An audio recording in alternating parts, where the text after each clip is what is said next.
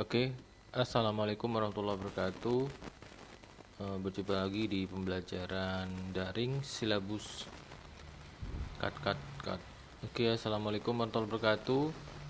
Berjumpa lagi di pembelajaran daring di sinematografi dasar kelas 10 produksi film.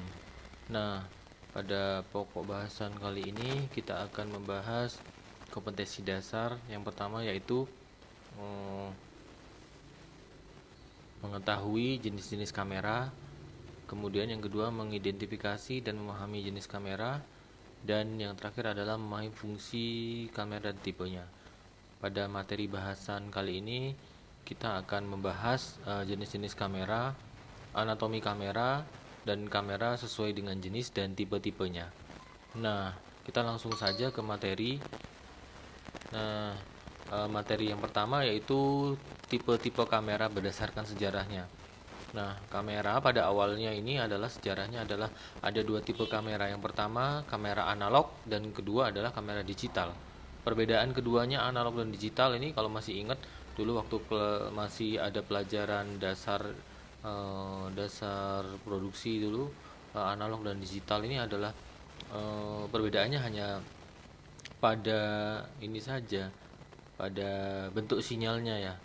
Ya, masih ingat pelajaran mungkin di SMP ada satu lembah dan satu gunung itu merupakan sinyal analog, dan kemudian kalau digital itu kita bisa temukan konversi 0 dan 1, 1 dan 0 itu digital.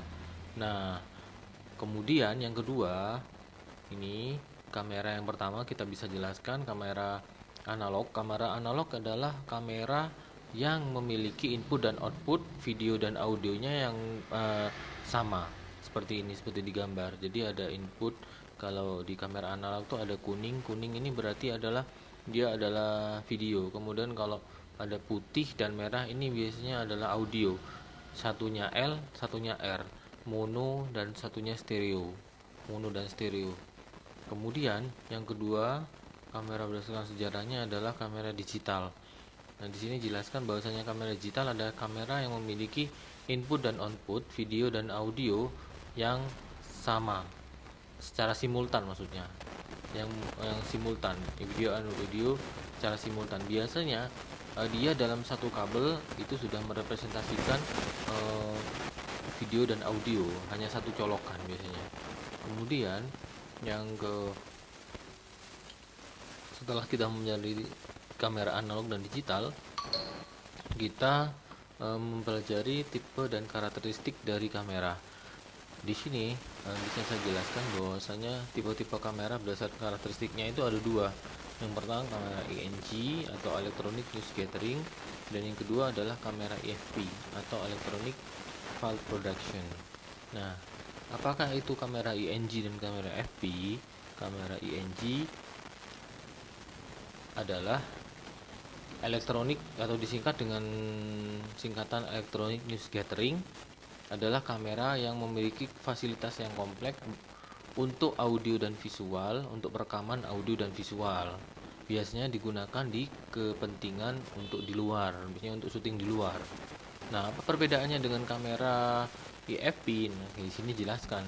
Kamera EFP adalah Electronic File Production, adalah kamera yang tidak dilengkapi dengan video dan audio recording. Jadi tidak ada VTR-nya, tidak ada pelengkapnya. Biasanya digunakan untuk kepentingan indoor, syuting di studio di indoor. Itu perbedaannya. Jadi kamera EFP tidak memiliki fasilitas perekam atau VCR biasanya. Video kaset recorder kalau dulu. Sekarang mungkin perekamannya bisa dalam bentuk hard disk, memori dan sebagainya. Kalau dulu menggunakan tape ya, menggunakan kaset. Nah, di kamera ini tidak ada perekam itu, tidak ada slot memori, tidak ada VCR, dan tidak ada hard disknya, karena langsung dikirim di MCR di studio. Biasanya dia hanya untuk menerima gambar, diolah kemudian dikirim ke MCR di control room. Kemudian, nah ini elemen-elemen kamera. Elemen kamera dalam sebuah kamera ini ada beberapa elemen-elemen. Dalam artian ada bagian-bagiannya. Ini kamera memiliki anatomi. Ini contohnya kamera lama ya, kamera zaman dulu. Ini tipenya MD 10.000. Sekarang sudah banyak tergantikan dengan SD 1000 ataupun MC1000. Jadi ini kameranya dulu adalah kamera SD menggunakan kaset, tapi tetap elemen-elemennya sama dalam sebuah kamera. Bagian-bagiannya, anatominya sama. Yang pertama ada lensa, di sini depannya ada lensa, kemudian ada viewfinder atau kita sebut sebagai lubang pengintip, viewfinder, dan yang terakhir ada kamera body. Di kamera bodinya itu ada LCD preview, kemudian ada VCR. Biasanya di kamera bodinya ada VCR, tempat meletakkan kaset ataupun memori ataupun VCR ataupun atau hard disk perekamnya. Nah itu, kemudian kita akan menjelaskan tentang tadi yang pertama, lensa ya. Lensa ini adalah bagian dan fungsi bagian dalam kamera. Satu, kamera lensa kamera. Lensa kamera berfungsi adalah untuk menangkar objek secara optik, kemudian diolah dan kemudian ditransformasikan atau dikirim ke permukaan dari tube di dalam kamera, dan kemudian diubah lagi menjadi sinyal elektrik. Nah, tube di sini bisa saya jelaskan. Di kamera dulu, zaman dulu itu ada, kita kenal sebagai pick up tube. Di sana ada 3 tabung pengolah gambar ya, karena zaman dulu kameranya besar-besar, belum ada teknologi CCD kecil seperti sekarang. CCD itu charge coupled device, seperti prosesor dalam komputer ya. Jadi mengolah gambar, mengolah apa yang ditangkap di kamera, mengolah brightness, contrast, coloring dan sebagainya, kemudian ditransformasikan, diolah menjadi sebuah sinyal elektrik yang kemudian di preview kita bisa lihat di gambar. Nah, kalau dulu belum ada, tidak ada CCD dulu menggunakan tube, pick up tube namanya. Jadi ada 3 tabung pemisah gambar RGB, red, green, blue.